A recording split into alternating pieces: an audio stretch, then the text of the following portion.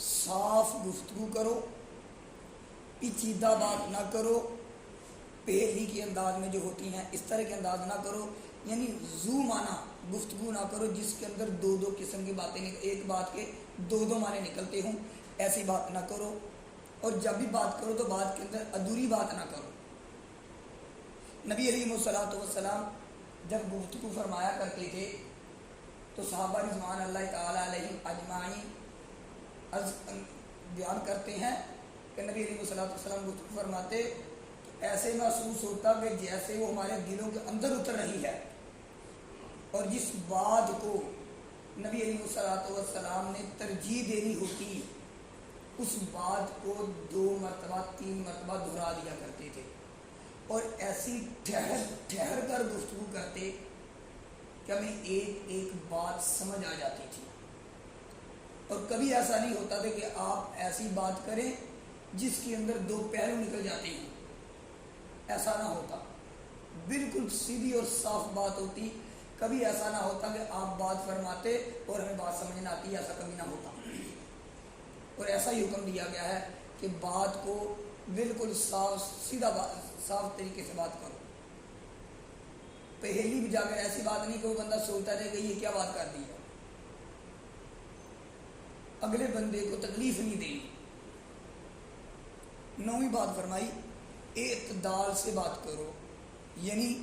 نہ بہت اونچا شور کر کے آواز کر کے بات کرو اور نہ بہت دھیمی آواز سے بات کرو، بالکل درمیان کے اندر۔ ہر بڑی محفل ہے تو اتنی اونچی بات ہے کہ دوسروں تک بھی بات پہنچ جائے،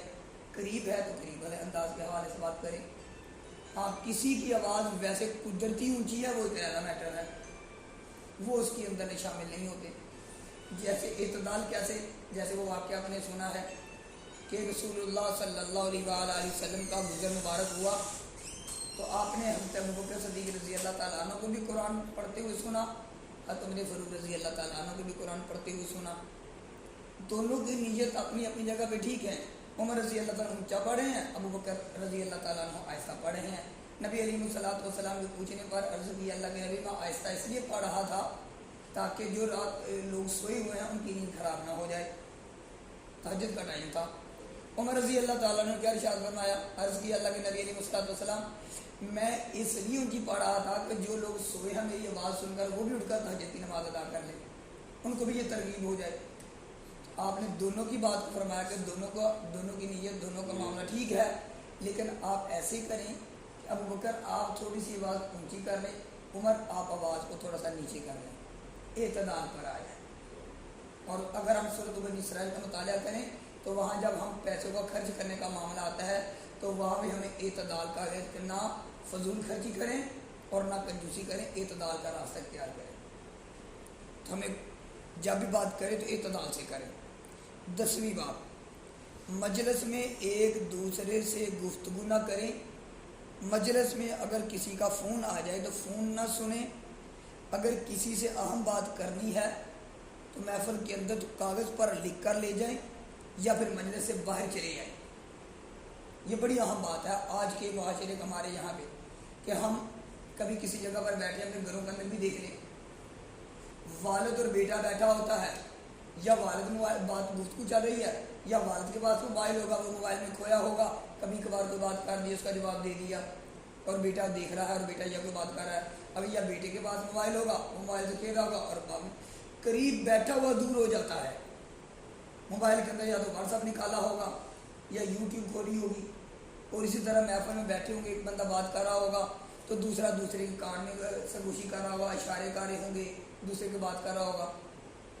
ان چیزوں سے پرہیز کرنا چاہیے، یہ ادب گفتگو کے سخت خلاف ہیں۔ 11واں فرمایا مجلس میں زیادہ لوگ گفتگو کرنے والے ہوں تو مختصر بات کر کے دوسروں کو بھی موقع دیں۔ ایسا نہ ہو کہ ایک ہی بندہ آدھا پونا گھنٹہ بات کرتا رہے اور دوسرے بیچارے یہ تھکاوٹ محسوس کریں اور یہ کیا معاملہ ہو گیا، عجیب غریب معاملہ شروع کر دیں، ایک ہی بندہ بات کرتے کرتے دوسروں کے اوپر بوجھ نہ بن جائے۔ 12واں دوران گفتگو اپنے الفاظ کا چناؤ اور نصیحت کے لیے اپنے منصب کا خیال کریں۔ جو بندہ جس منصب پر فائز ہے اپنے منصب کے لحاظ سے بات کرے اور دوسرے بندے اس کے منصب کا بھی خیال کریں. ایسا نہ ہو ایک عالم ہے اس کو اتنی ترجیح نہ دی جائے. مثال کے طور پہ ہمارے معاشرے کے اندر ایک عالم ایک پرنسپل، اب پرنسپل کا درجہ عالم سے چھوٹا ہے، ہمیں عالم کے منصب کا خیال کرنا پڑے گا. اور اگر پرنسپل اور دوسرے ہمارے ادارے کے دوسرے سربراہ ہیں، جب ان کو دیکھا جائے تو ان کا مرتبہ ان سے کم ہے. والد آ جائیں تو والد کا درجہ ان سے بڑھ کر ہے، تو منصب کا خیال کیا جائے گا. تو ایسا نہ ہو کہ منصب کو دیکھنے کے بغیر یہ سارے معاملات کرتے رہیں اور وہ بات کرنے والا بھی اپنے منصب کو دیکھ کے بات کرے. وہ اگر بڑے اونچے درجے پر ہے تو وہ نیچے نہ آ جائے، اتنی گری ہوئی بات نہ کرے جو اسے منصب کو زیب نہ دیتی. اور 13ویں بات فرمایا مختلف مکتبہ فکر کے لوگوں کے سامنے مشہور حضرات کے لیے اچھے خیالات کا مظاہرہ فرمائیں. سب لوگ بیٹھے، مختلف مکتبہ فکر کے لوگ بیٹھے ہوتے ہیں، جو جب بھی کسی کی بات کریں تو اچھے انداز سے گفتگو کریں. اگر کبھی اس کے متعلق آپ نے پڑھنا ہو تو مولانا ابو الحسن ندوی رحمۃ اللہ علیہ کی کتاب پڑھ کر دیکھیں کہ اپنے مخالفین کو کتنے اچھے انداز سے پکار رہے ہیں.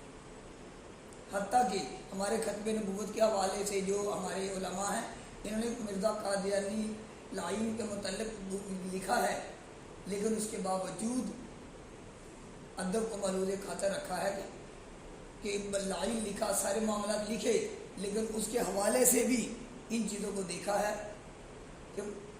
ایک چیز جو ہے وہ ملحوظ خاطر رہے کہ ایسا نہ ہو کہ اس کو بہت زیادہ معاملات کا، حالانکہ وہ ایسا معاملہ ہے کہ وہ انسانیت سے گر چکا ہے، سارے معاملات ہیں، لیکن اس کے باوجود علماء فقہاء کرام جب اس کو پکارتے ہیں، کتابوں میں لکھتے ہیں، تو پھر بھی ایک ادب کا خیال کرتے ہیں کہ ایسا نہ ہو جائے کہ ہمارے پڑھنے والے جو ہیں وہ یہ سمجھنا شروع کر دیں کہ لکھنے والا یا عالم کی کس لگے، تو عالم کو اپنا منصب کا خیال کرنا پڑتا ہے.